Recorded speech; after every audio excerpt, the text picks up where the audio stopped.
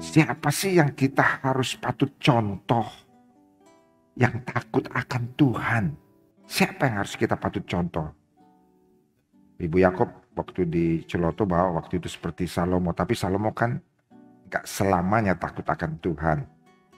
Dia terakhirnya gak takut sama Tuhan. Tapi siapa sih sebenarnya yang harus kita contoh bahwa dia takut akan Tuhan?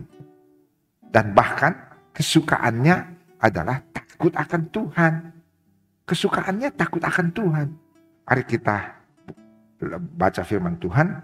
Dan kita ambil dari Yesaya 11 ayat 1 sampai dengan ayat 3. Suatu tunas akan keluar dari tunggul Isai, dan taruk yang akan tumbuh dari pangkalnya akan berbuah.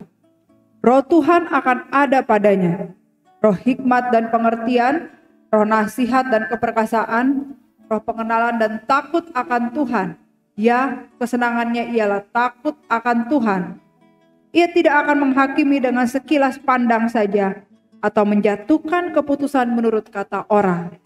Suatu tunas akan keluar dari tunggul Isai. Isai itu siapa saudara? Bapaknya Daud. Jadi suatu tunas akan keluar dari tunggul Isai. Dan taruk yang akan tumbuh dari pangkalnya akan berbuah. Roh Tuhan akan ada padanya. Roh hikmat dan pengertian, roh nasihat dan perkasaan, dan keperkasaan, roh pengenalan dan takut akan Tuhan. Siapa itu saudara? Tunas yang akan keluar dari tunggul Isai. Siapa? Siapa? Mesias. Siapa Mesias? Yesus. Ini kan nubuatan tentang Mesias, tentang Yesus. Jadi kalau saudara lihat, Yesus sendiri itu diurapi. Roh Tuhan ada padanya. Dan roh Tuhan yang ada padanya itu apa saja pengurapan yang ada. Karena roh Tuhan ada padanya dan pengurapan apa aja yang ada padanya. Nah, coba kita baca firman Tuhan ini. Roh hikmat dan pengetahuan. Kalau bahasa Inggrisnya di Amplified, the spirit of wisdom and understanding. Jadi Yesus diurapi oleh Roh Kudus dan urapannya itu berisi apa? Roh hikmat dan pengertian. Wisdom and understanding. Lalu kemudian roh nasihat dan keperkasaan. Spirit of counsel and strength. Perkasa. Tapi juga nasihat. Lalu kemudian spirit of knowledge. Jadi roh pengenalan atau knowledge atau pengetahuan. Tentang apa? Tentang Tuhan. Dan takut akan Tuhan. Jadi Yesus sendiri pun itu diurapi dengan roh hikmat dan pengertian, roh nasihat dan keperkasaan, dan roh pengenalan dan takut akan Allah Bapa di surga. Itu Yesus sudah. Mungkin saudara sekarang baru juga sadar, oh Yesus sendiri diurapi dengan satu urapan takut akan Tuhan. Sebab ketika dia datang sebagai manusia, dia hidup sebagai manusia, maka dia harus mempunyai takut akan Tuhan. Sehingga dia taat kepada perintah Bapaknya. Saudara lihat kan? Dalam Yohanes 8 kalau saya tidak salah, kalau sudah baca, maka dia selalu dalam banyak ayat dia mengatakan bahwa makananku adalah melakukan pekerjaan Bapa. Dia taat kepada Bapa. Bahkan sampai dia naik ke kayu salib karena dia taat. Kalau bisa lalu, lalukanlah ini Tuhan.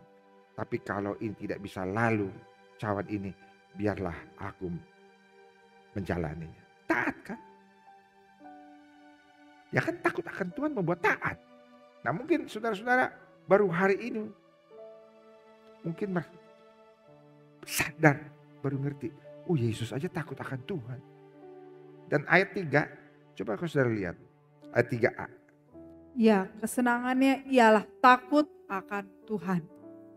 Ditambahkan lagi saudaraku, bahwa kesenangan dari Mesias adalah takut akan Tuhan.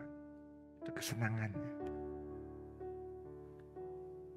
Jadi di atas sudah dibilang bahwa dia diurapi dengan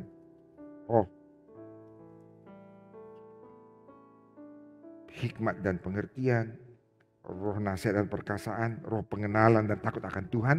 Pada ayat 3 dibilang, ya kesenangannya. Nah ini saudara, kesenangannya kalau dalam bahasa Inggrisnya itu di New King James, His delight, kesukaannya. His delight is the fear of the Lord. Kesukaannya adalah takut akan Tuhan.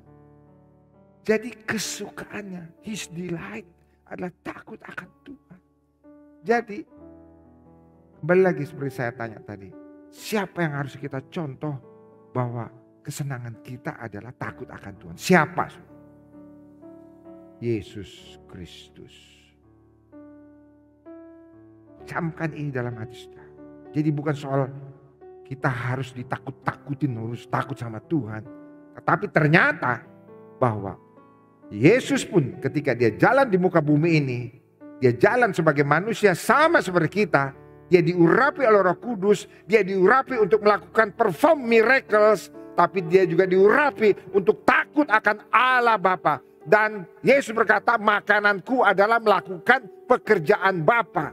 Itu kesukaan Yesus, melakukan apa yang diperintahkan oleh Bapa. Saudara lihat semua. Saudara akan baca, kalau saudara mau baca di Yohanes 8, kalau saya tidak salah. Itu lebih banyak berbicara tentang bagaimana Tuhan kesukaannya dalam melakukan perintah Tuhan. Itulah kesukaan Yesus. Karena itu dia berhasil untuk terus dalam pimpinan Roh Kudus. Sehingga dia tidak pernah kedapatan berdosa. Sebab dia selalu akan menuruti perintah dari Bapa di sorga. Dia selalu mengikuti apa yang dikatakan oleh Bapa di sorga. Dia selalu taat dan selalu makanannya adalah melakukan pekerjaan Bapa di sorga. Karena kesukaannya adalah takut akan Bapa di sorga.